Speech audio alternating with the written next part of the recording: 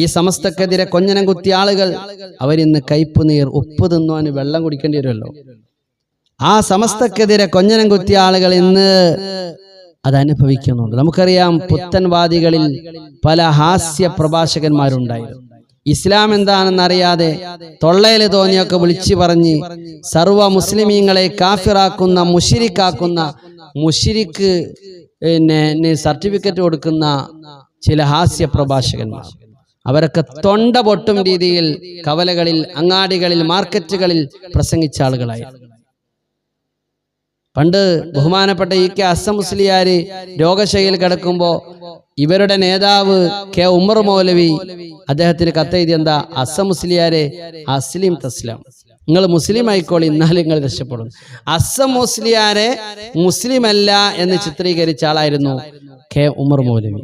എന്നതുപോലെ അയാളുടെ അനുയായികളായ പലരും, ഇപ്പോൾ നമുക്കറിയാം മുജാഹിദ് ബാലുശ്ശേരി എന്ന് പറയുന്ന ആൾ നമുക്ക് നാട്ടിലൊക്കെ നമുക്കറിയാം, അവർ തന്നെ തള്ളിയ ഒരാളാണ്.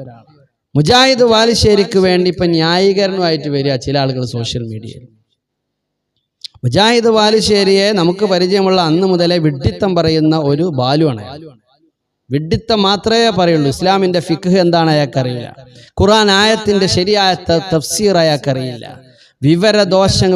വിവരം കെട്ട വർത്തമാനങ്ങൾ മാത്രം പറയാ. അതോടൊപ്പം തന്നെ സുന്നത്ത് ജമാഅത്തിന്റെ വിശ്വാസികൾ, പ്രത്യേകിച്ച് സമസ്തക്കാരെ മുശ്രിക്കാക്കുന്ന, അതിനുവേണ്ടി പ്രത്യേകം ബിരുദമെടുത്ത, അതിൽ പ്രത്യേകം സർട്ടിഫിക്കറ്റ് വാങ്ങിയ ആളാണ് അയാൾ. തൊണ്ടയിടറും തൊണ്ട പൊട്ടും രീതിയിൽ ഈ സുന്നത്ത് ജമാഅത്തിന്റെ ചുണക്കുട്ടികളെ മുശ്രിക്കാക്കാൻ വേണ്ടി അദ്ദേഹം ഓടി നടന്നു. സയ്യിദന്മാരെ, അദ്ദേഹത്തിന്റെ ഒരു പ്രസംഗത്തിലുള്ളതാണ്, എന്ത് സയ്യിദന്മാര്, അതൊക്കെ ഇവിടെ തീർന്നിട്ടുണ്ട്. കർബലയിൽ സയ്യിദ് പരമ്പര അവസാനിച്ചിട്ടുണ്ട്. അതുകൊണ്ട് ഇവിടെ ഉള്ള തങ്ങന്മാരൊന്നുമില്ല, ഇവിടെ സയ്യിദന്മാരൊന്നുമില്ല എന്ന് പറഞ്ഞ ആളാ. മുസ്ലിം ഉമ്മത്തിലെ പണ്ഡിതന്മാർ രോഗശൈലിയിൽ അഡ്മിറ്റ് ചെയ്തപ്പോൾ, എന്തിനേറെ നമ്മളെ പണ്ഡിതന്മാരിൽ പലരും രോഗശൈലിയിൽ കിടന്ന സമയത്ത് ഇദ്ദേഹം ആക്ഷേപിച്ചിട്ടുണ്ട്. CM വലിയുള്ളാഹിയെ മാനസിക രോഗിയെന്ന് പബ്ലിക്കിൽ പ്രസംഗിച്ചിട്ടുണ്ട്. അങ്ങനെ തുടങ്ങിയിട്ട് മുസ്ലിം പണ്ഡിതന്മാര് രോഗശൈലിയിൽ കിടന്നപ്പോ ആക്ഷേപിച്ചു എന്ന് മാത്രല്ല, എന്താണ് അയാൾ പറഞ്ഞതെന്നറിയോ? നിങ്ങൾക്ക് CM വലിയുള്ളാഹി ഇല്ലേ, മമ്പർത്ത് തങ്ങളില്ലേ, മൊയ്തീൻ ഷേഖില്ലേ, എന്താ വിളിക്കാതിരുന്നത്? ഇപ്പൊ നിങ്ങൾ ചികിത്സ തേടി പോയില്ലേ, ഹോസ്പിറ്റലിൽ പോയില്ലേ, ഏതൊക്കെ രീതിയിൽ ആ മനുഷ്യൻ ഇപ്പോൾ ഉള്ളേ തോന്നി വിളിച്ചു പറയുമ്പോ ഓർക്കണം, ഉപ്പ് തിന്നാൻ വെള്ളം കുടിക്കും. അപ്പൊ എല്ലാവരും ഇത് സൂക്ഷിക്കണം, എല്ലാവരും സൂക്ഷിക്കണം. മുസ്ലിം ഉമ്മത്തിലെ ഒരാൾക്ക് നേരെ കുഫർ ആരോപിക്കുന്ന പരിപാടി നിർത്തണം. ഒരാൾ മുസ്ലിമായ ഒരാളെ കുഫർ ആരോപിച്ചാൽ അയാള് കാഫിറല്ല എങ്കിൽ ഈ കുഫർ ആരോപിച്ച ആളിലേക്ക് എന്താവും? മടങ്ങും. കാഫിർ ആരോപിച്ച ആളിലേക്ക് ആ കുഫർ മടങ്ങും. അപ്പൊ ആ പ്രവർത്തനം ആരും നിങ്ങൾക്കാർക്കും അതിനുള്ള ലൈസൻസ് ഒന്നും തന്നിട്ടില്ല. അപ്പൊ അതൊക്കെ നിർത്തുക. മുസ്ലിം ഉമ്മത്ത് ഇന്ന് വലിയ പ്രതിസന്ധിയിലൂടെയാണ് കടന്നു പോകുന്നത്. സമസ്തയുടെ പാന്താവിൽ ഉറച്ചു നിൽക്കുക. ആ പാന്താവിൽ അടിയുറച്ചു നിന്നാൽ ഈ ഉമ്മത്തിനൊരു പ്രശ്നം സംഭവിക്കില്ല.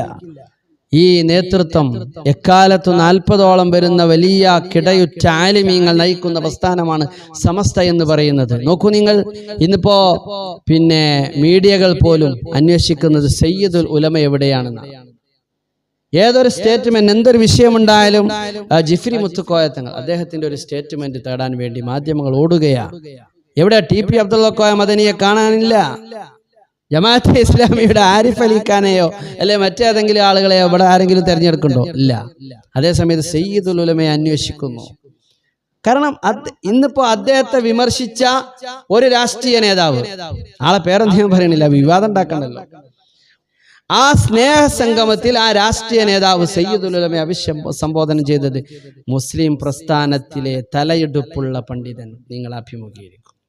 സ്വാഗത ഭാഷണത്തിൽ അദ്ദേഹം പറഞ്ഞതാ, മുസ്ലിം സമുദായത്തിലെ ഏറ്റവും വലിയ ഇനി എന്താ വലുതാക്കാൻ ഒന്നും ബാക്കിയില്ല, ഏറ്റവും വലിയ പ്രസ്ഥാനത്തിന്റെ നായകൻ നിങ്ങളെ അഭിസംബോധന ചെയ്യും. അങ്ങനെ പറയിപ്പിക്കാൻ കഴിഞ്ഞു എന്നുള്ളതാണ്. കാരണം നിലപാടിന്റെ നായകനാണ്, നിലപാടുള്ള പ്രസ്ഥാനമാണ് സമസ്ത കേരള ജമിയത്തുൽ ഉലമ. ആ പ്രസ്ഥാനത്തിൽ നമ്മൾ പാറ പോലെ ഉറച്ചു നിൽക്കുക. അല്ലാഹു തആല നമുക്ക് വിജയം നൽകുമാറാവട്ടെ.